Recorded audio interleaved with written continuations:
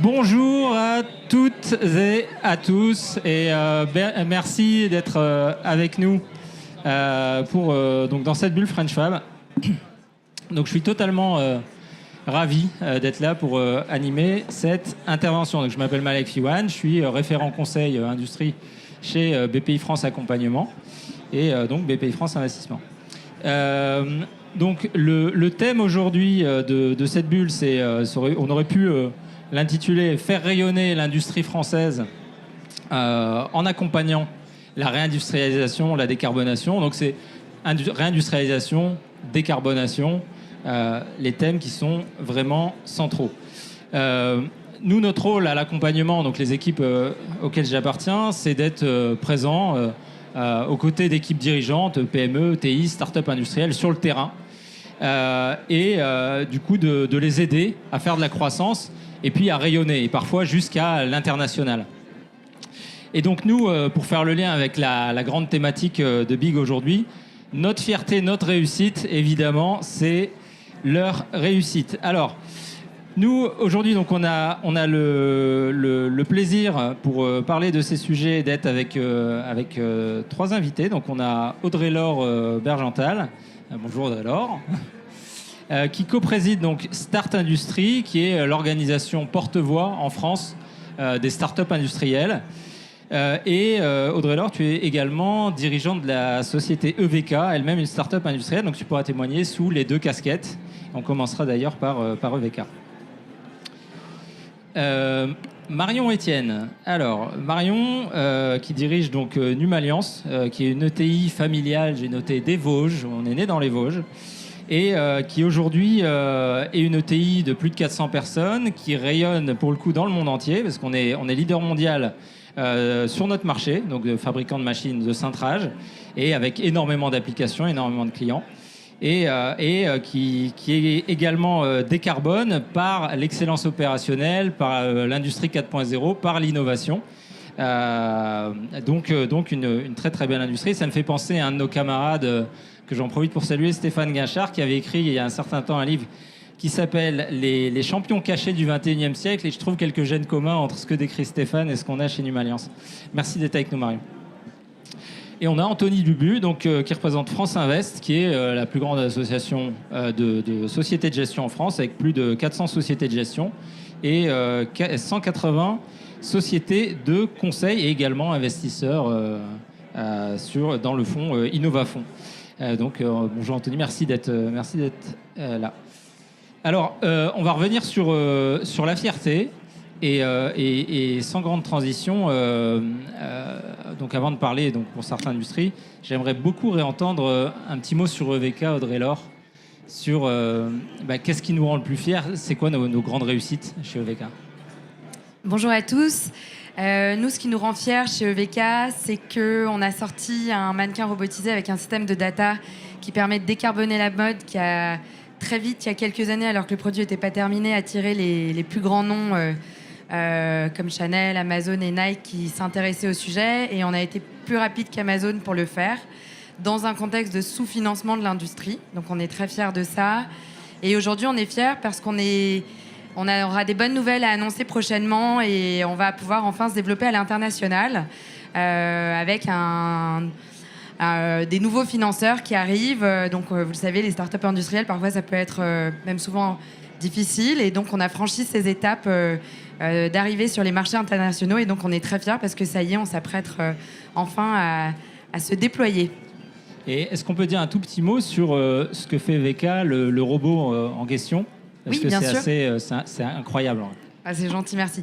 Du coup, on a développé un mannequin robotisé qui reproduit toutes les croissances de corps humain et formes de corps, avec un système de morphodata qui va chercher de la data qui est dormante dans les sociétés pour réduire le principal problème qui crée les retours et les invendus. Nous, on avait voulu aller dans une approche industrielle au cœur de leur chaîne de valeur, leur chaîne opérationnelle, pour comprendre pourquoi il il y avait ce problème de millions, de milliards de retours et d'invendus, et c'est vraiment toujours la coupe.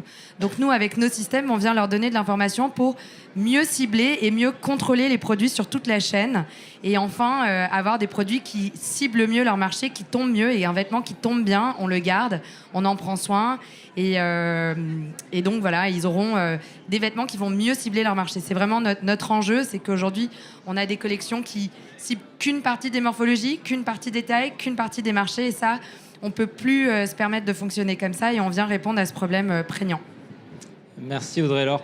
Le développement d'une start-up industrielle, j'imagine qu'il mobilise pas mal de besoins. Là, est-ce qu'on peut remettre la casquette plutôt collectif Start Industrie pour nous dire un petit peu, parce qu'il y a vraiment, là, on était encore hier à la Deep Tech Voix Big de Paul-François Fournier, de ses équipes, et puis des événements accélérateurs néo, on voit énormément de start-up industrielles avec des produits incroyables.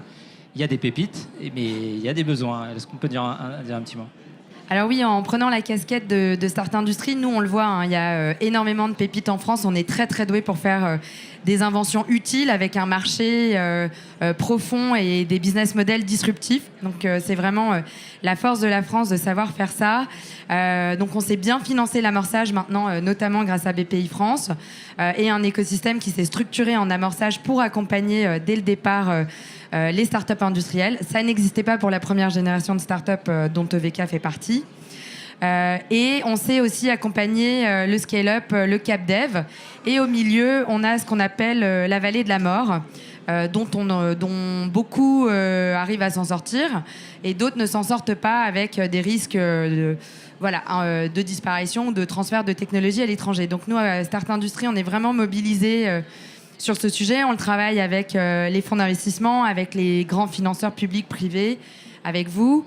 C'est de mettre en place maintenant l'écosystème qui va permettre de faire rayonner ces business models hybrides de ces pépites industrielles sur la phase de décollage, dans la phase commerciale. C'est-à-dire la technologie est terminée, les premiers clients sont là, et à ce moment-là, la start-up a besoin de nouveau de beaucoup de fonds pour mettre en place ses premières lignes de production, avoir sa première usine, chercher les certifications à l'international, faire ses premiers stocks, et tout ça, ça coûte assez cher, et on est sur des plans parfois à 18, 24 mois, 36 mois, et il faut trouver du financement qui a le temps long, qui a la patience, et qui sait accompagner cette prise de risque, qui se révèle très rentable, puisqu'en fait, quand vous vendez un produit industriel à un client, rarement il vous le rend, et en plus, généralement, il devient un partenaire, il vous accompagne dans la durée. Donc, vraiment, nous, on encourage un changement de vision sur l'investissement sur cette phase au niveau de Start Industrie, parce que vous avez des entreprises qui sont extrêmement solides, résilientes, en plus, et qui savent mieux tenir la crise que des startups qui auront peut-être levé plus facilement et qui voilà, là, nous, dans l'industrie, on est quand même avec des chefs d'entreprise et des équipes qui sont dans le dur et qui savent se battre. Ouais, et puis on a quand même un champ d'activité sur les startups industrielles qui est très varié, et on a beaucoup d'outsiders qui sont en train d'arriver avec des business models qui sont absolument incroyables. Et ça nous fait une belle transition pour Anthony, juste en 2 minutes, sur le paysage de l'investissement concernant potentiellement les startups industrielles, mais plus fondamentalement sur l'industrie et comment on accompagne l'industrie. Juste en 2 minutes, et on reviendra après ensemble. Alors, peut-être un mot sur l'association professionnelle que je représente aujourd'hui, à savoir France Invest. On représente 400 sociétés de gestion, donc la majorité des sociétés de gestion françaises. Et ce qui est important, et peu de personnes le savent, c'est que le premier secteur dans lequel le capital d'investissement français investit, c'est l'industrie. Ça représente 25% des montants investis depuis plus de 20 ans. Et ça représente 20% du nombre de sociétés en portefeuille. En l'occurrence, le capital d'investissement représente près de 8000 entreprises, et il y en a 2000 qui sont des sociétés industrielles.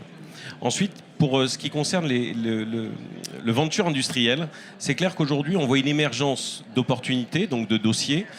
Ça fait 3-4 ans, et qu'aujourd'hui, l'écosystème est en train de se construire. Donc c'est normal qu'il n'y ait pas encore toutes les réponses.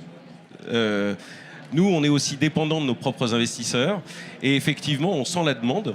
Donc c'est une priorité pour France Invest de porter les sujets industriels et également les sujets de venture industrielle, puisque c'est une nécessité d'avoir tout l'écosystème couvert. Donc oui, on en a bien conscience, c'est une priorité. Merci Anthony. Ça fait une bonne transition aussi vers un sujet qui est quand même que les startups industrielles demain, ce sera une partie de l'écosystème et investissement, mais aussi de l'industrie. Et la base installée, ça reste quand même des très belles entreprises dans lesquelles on va avoir des ETI. Alors, Marion, un peu la même question. Est-ce qu'on peut partager une fierté et puis après, j'ai envie de demander comment on fait pour être devenu le numéro 1 mondial de son secteur quand on est né dans les Vosges. Alors, une fierté, c'est compliqué parce qu'il y en a beaucoup et tant mieux. C'est ce qui fait aussi qu'on aime notre métier au quotidien. Parmi les fiertés, bien sûr, faire partie de cette aventure familiale et puis d'avoir une équipe incroyable que même nos clients, nos investisseurs, on connaît bien Anthony, ressentent quand ils viennent dans nos locaux parce que notre industrie, elle est innovante, elle est internationale et puis elle est fun aussi et il y a une super ambiance. Donc ça, c'est déjà une belle fierté. Une autre fierté, tout à l'heure, vous parliez en introduction de décarbonation. Alors bon, je ne sais pas à quel point on peut se positionner comme un acteur de ça. En tout cas, nous, ce qu'on apporte à nos clients, c'est la productivité. C'est une manière de produire de manière plus propre, mais surtout comment ? C'est en consommant moins d'énergie, en consommant moins de matière, parce qu'on intègre de l'industrie 4.0 dans nos machines, et donc on consomme au bon moment et on contrôle les pièces pour s'assurer que toutes les pièces qui sortent de nos machines sont bonnes. Etc. On fait du rétrofit pour faire fonctionner l'économie circulaire. Donc il y a aussi des enjeux très intéressants en ce moment qu'on est en train de développer. Donc c'est à la fois la fierté et aussi le lien avec votre deuxième question qui est comment on fait pour être leader mondial. Et ben, il y a un peu tout ça. Il y a aussi jouer sur tous les secteurs d'activité. Donc on est très présent dans le secteur automobile, mais aussi aéronautique, agriculture, électroménager, mobilier et j'en passe. D'ailleurs, on est fiers aussi en tant que Vosgiens, puisque vous le disiez, d'avoir des clients tels que SpaceX, Boeing et beaucoup d'autres encore. Pour être numéro 1, donc des secteurs diversifiés, une présence quasiment dans tous les pays. Aujourd'hui, on produit aussi des machines pour le continent américain, aux États-Unis et au Mexique. Donc on est très implanté sur le continent nord-américain, mais on a aussi des filiales en Chine, en Inde, etc., pour être au plus près de nos clients. Une clé de succès aussi, c'est se faire bien accompagner. Donc on est accompagné déjà par des fonds d'investissement. À nos côtés, on a des partenaires financiers qui sont clés, qui nous challenge beaucoup, n'est-ce pas Anthony, sur la stratégie en termes de marché, mais aussi la stratégie RSE. Donc ça, je pense que ça permet aussi de développer une alliance. Et puis on s'appuie sur des partenaires, bien sûr, comme la BPI ou encore comme Business France, qui va nous aider à faire de la prospection à l'international. Et j'en passe. Voilà. Merci. Les grands chantiers de décarbonation, s'il y avait un top 3, c'est quoi ? C'est plutôt chez nos clients, parce qu'on vient apporter aussi de la compétitivité, ou il y a chez les clients et puis l'interne Numalliance dans la façon de fabriquer les machines. Alors, c'est beaucoup via nos produits. Nous, on n'est pas Numalliance, une entreprise ultra consommatrice d'énergie parce qu'on monte des machines, on ne les fait pas tourner. Par contre, on a des produits qui sont 100% électriques, qui, comme je le disais, consomment peu. On est en train de travailler sur de l'éco-conception en analysant le cycle de vie de ces machines, de manière à s'assurer qu'on utilise la juste ressource pour fabriquer ces machines. Comme je le disais aussi, le rétrofit, et ça, cet enjeu d'économie circulaire, de réutilisation de pièces détachées, ça fait partie certainement de ces actions en top 3. Et que dire de plus ? Et ben, je pense aussi le fait d'être implanté en Amérique pour produire de plus en plus pour le marché américain, demain peut-être en Allemagne pour le marché allemand et pourquoi pas après-demain en Asie pour le marché asiatique et pas envoyer nos machines à travers le monde. Je pense que ça peut y faire partie aussi. Et puis, autre sujet, pardon. Nos clients. Il faut savoir que, par exemple, avec nos machines, nos clients peuvent fabriquer des pompes à chaleur parce que dans les pompes à chaleur, il y a des tubes qui sont cintrés, qui sont façonnés dans leurs extrémités. Donc, pour avoir des pompes à chaleur et donc pouvoir bénéficier de chauffage plus propre, il faut bien sûr les industrialiser, les produire et via, par exemple, ce type de machine. On adresse aussi des clients dans le secteur automobile pour tout ce qui est véhicules électriques. Dans les moteurs électriques, il y a des broches qui sont pliées sur nos machines et encore beaucoup d'autres pièces comme ça ou encore des clients qui sont fabricants de panneaux solaires. Merci Marion. Le point sur l'accompagnement il est très très intéressant. Les sujets clés sur lesquels on était accompagné, il y avait de l'accompagnement extra-financier et du financier. Oui, alors au niveau de la BPI, comment on a été ou comment on est encore accompagné, il y a tous les sujets financiers effectivement avec des prêts qui, même dans les ETI, sont ultra intéressants parce qu'il y a du différé par exemple. Donc ça permet d'amorcer des projets, d'innover, d'aller prospecter aussi.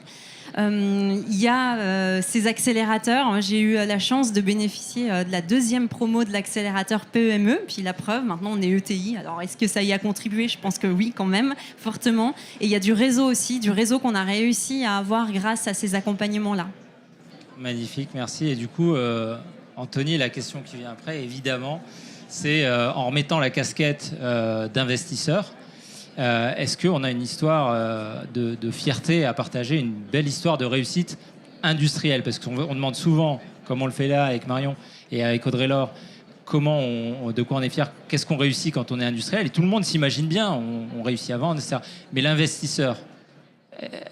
Alors moi je suis assez mal placé pour en parler puisqu'on est spécialisé dans l'industrie.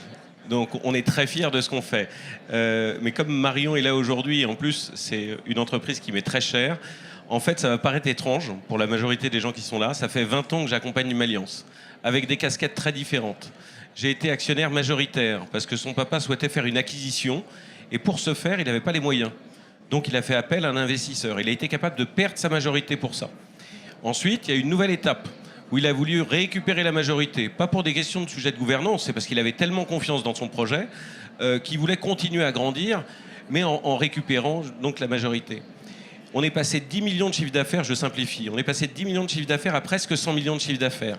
On a fait 7 croissances externes en l'espace de 20 ans, et la société est passée de à peine 100 personnes à plus de 400 personnes, en étant complètement internationale. Et en continuant d'innover, parce que derrière ça, effectivement, comment on décarbone? En fait, comme le disait très bien Marion, c'est pas la production directe de Numalliance, on a vendu des milliers et des milliers de machines dans le monde.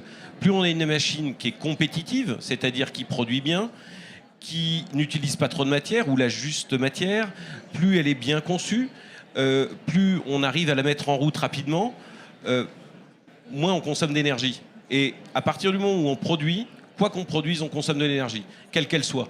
Et donc autant bien démarrer avec les bons outils. Et c'est ce que fournit Numalliance. Donc ils apportent du service à leurs clients en leur permettant d'avoir les bons outils et avec le bon prix de revient à l'arrivée, puisque leurs clients sont eux-mêmes des industriels. Voilà, donc c'est une grande fierté d'accompagner une entreprise comme Numalliance pendant aussi longtemps, ce qui est très rare. Et effectivement, il y a un passage de relais aussi entre générations, puisque moi j'ai connu le papa avant-hier, et maintenant c'est Marion qui dirige la société. C'est assez incroyable. Moi, je ne résiste pas à la tentation de rebondir. Enfin, je pense qu'il y a plein de gens qui se posent la question dans la salle. Au final, une histoire de 20 ans avec une entreprise industrielle, ça ne correspond pas du tout au cliché qu'on a de l'investissement ou de la finance, parce qu'on s'imagine plutôt les gens investissent. Alors, l'image populaire, c'est carrément la bourse, où les gens investissent et désinvestissent le lendemain. Mais là, on est déjà historiquement dans du capital patient, un peu comme ce que fait BPI sur des durées très longues. Mais est-ce qu'on peut se dire, les mots-clés là, sur une histoire de 20 ans, qu'est-ce qu'on fait pendant 20 ans pour accompagner une boîte? Derrière ça, c'est une histoire d'homme. C'est-à-dire que nous, en tant qu'investisseurs, on investit dans des projets, bien sûr, il y a de l'EBITDA derrière, mais il y a surtout des équipes à qui on fait confiance. Et Numalliance, c'est avant tout une équipe.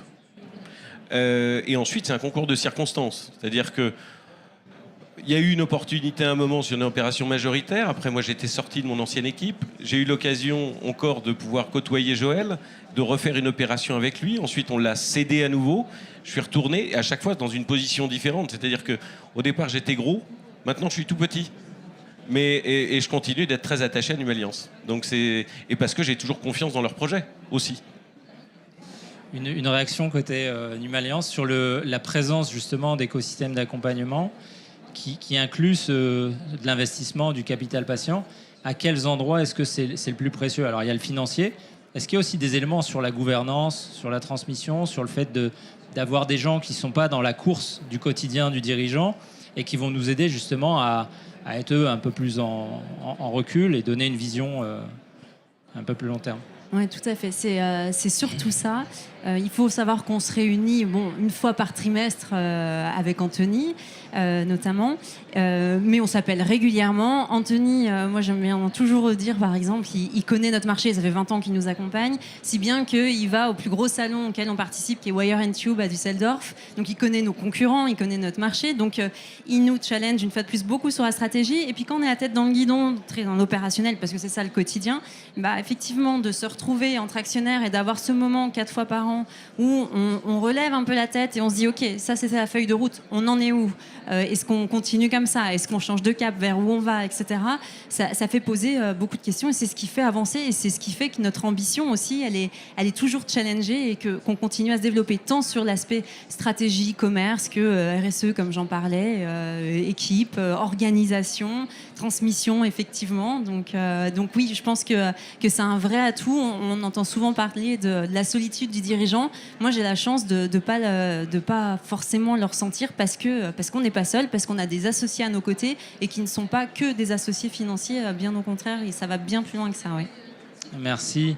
Là, juste avant d'arriver sur la fin de notre temps réglementaire et les questions-réponses, juste un petit signal, on va avoir probablement une visite ministérielle. Donc Adeline Lemaire, donc, qui est la directrice exécutive des fonds de fonds chez BPI France, Bertrand Rambaud, qui préside France Invest, et puis donc Roland Lescure qui viendrait passer nous voir a priori d'ici 5 minutes. Tout dépendra de la logistique entre l'endroit où ils interviennent et puis nous. A priori 4-5 minutes. Donc on a 3-4 minutes de questions-réponses. Est-ce que, chers amis, vous avez des questions ? À main levée, hein, sinon nous on en a encore plein. Oui.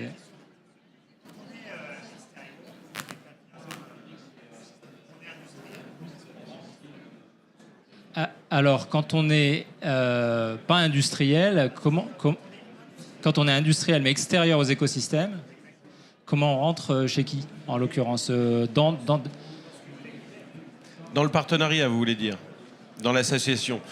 Généralement, ça va dépendre de votre taille. Vous allez généralement faire appel à un conseil. Donc, il y a différents niveaux de conseil jusqu'au banquier d'affaires qui va vous trouver un partenaire adapté à votre besoin. Donc, vous pouvez avoir un besoin de transmission. Vous pouvez avoir un besoin de grandir, donc avoir des capitaux propres supplémentaires pour réaliser une croissance externe, pour construire une nouvelle usine. Donc là, les banquiers vont vous aider et vous allez définir la typologie. Vous allez définir l'objectif que vous avez, et le conseil va essayer de vous orienter en fonction des montants que vous avez à lever, les contraintes que vous avez, que vous êtes vous fixés. Est-ce que vous allez toujours diriger ou pas ? Est-ce que vous voulez que le fonds en question vous accompagne pour mettre une équipe en place ? Si vous avez besoin d'accompagnement à l'international ou pas, en fonction de la taille du ticket. Et donc et c'est comme ça que ça va séquencer. Après, vous allez rencontrer 2, 3, 4, 5, 10 fonds et vous allez avoir un fit humain au-delà des sujets de valeur qui vont permettre de déterminer avec qui vous avez envie de vous associer. Et en fait, cet exercice-là, il existe également de l'autre côté, c'est que nous, on est sélectif et qu'en fait, à un moment, on a envie, donc il y a une période de séduction un petit peu, et à un moment, on se marie. Voilà. Théoriquement, pour le meilleur. Et dans la majorité des cas, pour le meilleur. Et là, on parle de l'accompagnement sur le plan de l'investissement. Mais ensuite, il y a énormément de formes d'accompagnement. Il y en a au niveau des régions, il y en a au niveau de la BPI aussi, qui fait un petit peu guichet unique sur pas mal d'accompagnements différents. Donc voilà, en tout cas, quand on est un entrepreneur aujourd'hui, on n'est absolument pas seul. C'est le message.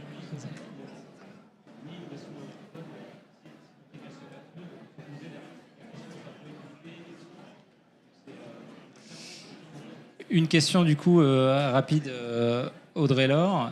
Est-ce que dans Start Industrie, aujourd'hui, sur le sujet dont on parlait juste avant, sur le rôle de la gouvernance et le fait d'avoir une gouvernance qui est présente et qui nous aide à nous projeter sur le long terme, est-ce que ce besoin-là, il est exprimé par les start-upers industriels, au-delà du capital ?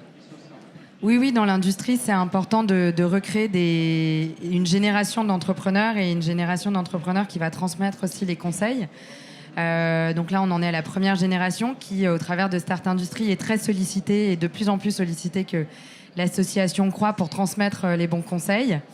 Et oui, il va y avoir une passation d'informations, un écosystème qui se met en place, qui va aussi permettre que les start-upers industriels se sentent aussi reconnus dans leur spécificité, à la fois digitale et à la fois industrielle et tech. Et donc, normalement, avec tout ce qui se met en place, entre BPI, l'écosystème financier qui se met en place et les associations, un chef d'entreprise qui veut se lancer dans l'industrie n'aura plus de raison d'avoir peur. Merci Audrey. Alors, en dehors justement de ces aspects d'accompagnement, Marion, est-ce que sur les aspects décarbonation, donc vraiment, on est un industriel, on a une activité, on va dire historique, un petit peu implantée, un peu classique. Est-ce que sur les sujets décarbonation et comment je pivote vers un modèle économique, on a de l'accompagnement, que ce soit en région, que ce soit... Est-ce que vous avez fait des choses qui vont dans cette veine-là et qui réussissent à porter les fruits? Alors oui, il y a plusieurs accompagnements. Déjà avec nos fonds, dont InnovaFonds, Arkea Capital, on a été mis en relation avec un cabinet qui s'appelle Tenaxia, qui nous a accompagnés dans la structuration et surtout le challenge de notre démarche RSE. On a activé aussi un DIAC décarbonation auprès de la BPI qui coûte vraiment pas grand-chose. Et on a même le luxe quasiment de choisir le cabinet pour être sûr que c'est bien un cabinet qui adresse notre typologie de secteur d'activité, qui nous connaît, pour pouvoir vraiment calculer l'empreinte carbone et surtout le scope 3, parce qu'il faut s'assurer qu'on est sur les mêmes référentiels, et puis dérouler tout le plan d'action. De la même manière, il y a des subventions actuellement avec la BPI, la subvention verte. Si on lance des formations liées à la décarbonation, si on lance aussi de l'investissement, des panneaux solaires, de la peinture blanche sur les toits ou que sais-je. Donc oui, des accompagnements sur le sujet, il y en a beaucoup. Après, il faut savoir les trier et puis pas se perdre dans tout ça, rester focus. Je pense que commencer par un DIAC décarbonation où on reprend juste les bases, quelle est notre empreinte carbone et du coup, comment on fait pour l'améliorer? Quel est notre plan d'action? C'est déjà une très bonne base. Oui. Merci. Et Anthony, côté investissement, est-ce qu'aujourd'hui, le paysage, il va vers vraiment une augmentation du champ des contraintes? Je crois qu'on a une délégation qui arrive. Et Anthony, peut-être un petit mot sur l'orientation de l'investissement vers de l'industrie verte. En fait, c'est pas une question de contrainte. En réalité, une société comme Numalian, c'est un bon exemple. À partir du moment où il est leader, elle n'a pas de choix que d'adresser ces sujets-là parce que c'est une réponse directe à ses clients et à ses collaborateurs et à tout l'écosystème. Donc on n'a pas le choix aujourd'hui que d'être tous dans une action de décarbonation. Merci infiniment. Alors on a le plaisir du coup d'être rejoint par Adeline Lemaire, par, je crois, Bertrand Rambaud et par Roland Lescure, notre ministre de l'Industrie. Est-ce que Adeline est là? Ah, pardon. Merci, tu as déjà le micro. Je suis plus petite que mes deux convives. Merci, Adeline. Voilà.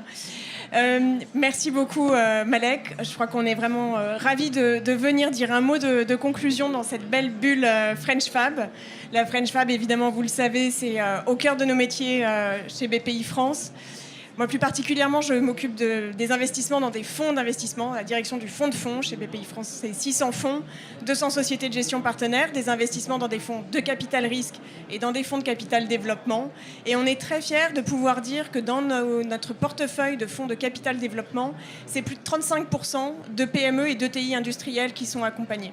Donc c'est vraiment une très très belle proportion qu'on a évidemment envie de voir continuer à grandir, mais c'est très très encourageant. Et donc on est vraiment très heureux de venir conclure ce beau panel qui a été animé avec Anthony, Audrey-Laure et Marion. Je suis ravie de te retrouver, Marion. Sur les startups industrielles, mais bien sûr, il y aura, je pense, vraiment un discours là-dessus. Vous le savez, on a aussi les moyens de faire plus. Aujourd'hui, un fonds national de venture industrielle qui va chercher à être déployé au bénéfice de nouveaux fonds qui vont pouvoir développer des stratégies pour accompagner les startups industrielles, du prototype jusqu'à la première usine ou sur n'importe quelle séquence entre ces deux bornes. C'est très important de pouvoir continuer à densifier notre écosystème de fonds d'investissement capable d'avoir les bons outils, d'être bien équipés pour accompagner ce type de problématiques de de développement. Donc encore beaucoup de sujets d'avenir dans lesquels je pense le monde de l'investissement aura toute sa carte à jouer pour accompagner évidemment la réindustrialisation qui va de pair avec la décarbonation. Merci encore. Je passe le relais à Bertrand avant la conclusion par Monsieur le Ministre. Écoutez, merci. Tu serais une excellente présidente de France Invest. Donc, je partage tout ce que tu as évoqué, Adeline. Le terme, c'est la fierté. Je pense qu'on peut avoir une grande fierté d'avoir entendu ce qui a été dit sur les startups industrielles, sur les ETI. Je pense que c'est vraiment un enjeu très fort. Tu as parlé de 35%, il faut qu'on aille plus loin. Moi, j'ai plusieurs axes dans mon projet de président de France Invest. Et il y en a un prioritaire autour de l'industrie. Et on en parlait avec Monsieur le Ministre il n'y a pas très longtemps dans son bureau. Donc, c'est vraiment un sujet essentiel. Je résumerai en un mot en disant, de toute façon, il n'y aura pas de décarbonation sans capital investissement, sans financement, sans notre métier.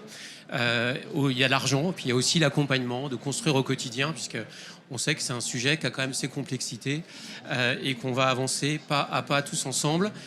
On a un vrai enjeu sur l'accompagnement de la transition, changer les actifs gris, c'est aussi notre métier, c'est majeur, il faut les accompagner.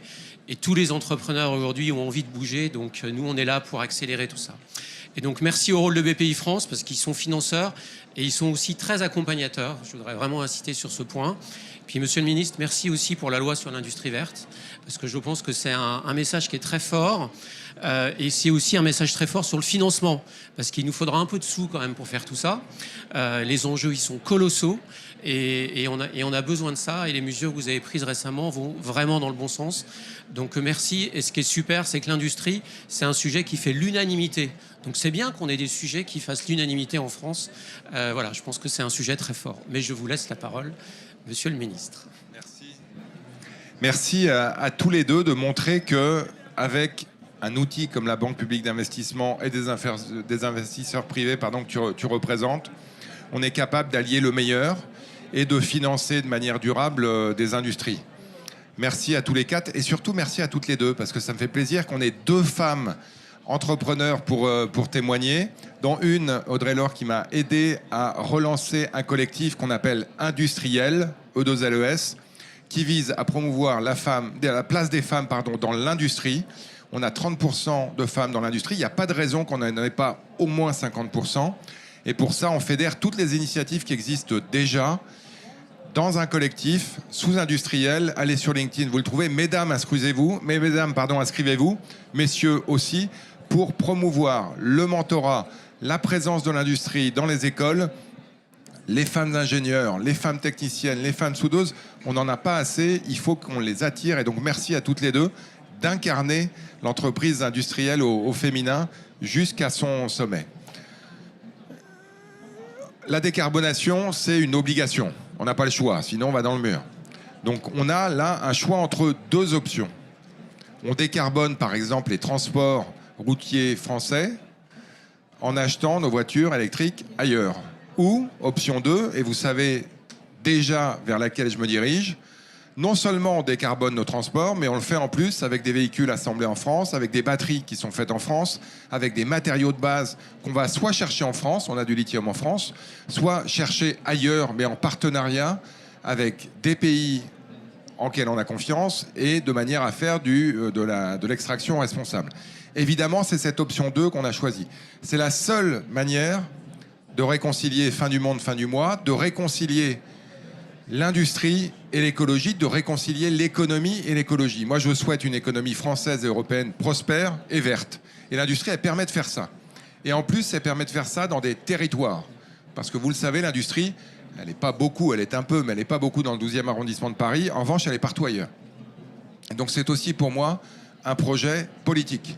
Si on veut faire baisser la colère, si on veut donner espoir, si on veut redonner de la fierté à des hommes et des femmes qui sont dans nos territoires, eh ben, c'est simple, en tout cas à dire, un peu moins simple à faire. Il faut réinstaller des usines qui décarbonent l'industrie traditionnelle. Tu parlais aujourd'hui des industries grises et des industries aussi, des usines aussi, qui inventent les usines de demain, les pompes à chaleur, les batteries électriques, le photovoltaïque, le solaire, etc., etc. On peut le faire. On peut le faire. Et pour ça, évidemment, on a besoin de tout le monde. On a besoin de financement. On a besoin de procédures accélérées qui font que quand un entrepreneur décide entre la France et qui que ce soit d'autre, il va venir chez nous parce que oui, il y a du financement, mais surtout, on les aide à aller vite et à aller bien. Et ça, merci de l'avoir mentionné, on l'a fait dans le projet de loi Industrie verte. On a aussi créé de nouveaux produits d'investissement, un plan d'épargne Avenir Climat qui va être réservé aux jeunes de 0 à 18 puis 21 ans, qui va leur permettre d'apprendre tranquillement comment on investit à long terme, de générer du capital pour nos investisseurs qui vont ensuite accompagner nos entreprises. On a aussi poussé, incité nos assureurs à faire plus de capital risque dans les contrats d'assurance vie, de manière, là encore, à financer les usines. L'usine, l'industrie, c'est un investissement risqué. Et plus vous allongez l'horizon, moins il l'est. Et donc, il faut vraiment qu'on ait des investisseurs. La BPI en est une. Les fonds de capital risque le sont presque tous, pas tout à fait tous. Mais en tout cas, en France, ils ont tendance à l'être parce qu'on a besoin d'accompagner des entrepreneurs qui, eux, je ne vais pas dire qu'ils ont la vie devant eux, mais en tout cas, ils ont un horizon lointain qui leur permet de développer des nouvelles technologies, qui leur permet de développer de nouveaux produits, qui leur permet de construire des usines. Et c'est souvent là qu'on s'arrête. Et donc, c'est vraiment là qu'on a besoin de capital, qui permet ensuite, évidemment, de conquérir le monde. Et ça, c'est une autre histoire, mais c'est aussi une belle histoire. Et donc, merci, évidemment, à la Banque publique d'investissement d'avoir organisé ces échanges. Merci à toutes et à tous de vous intéresser à l'industrie verte, de vous intéresser à la décarbonisation de l'industrie. Puis surtout, merci aux entrepreneurs et aux entrepreneurs de continuer à développer l'industrie verte. Bonne fin de journée et à très bientôt à tous et à toutes.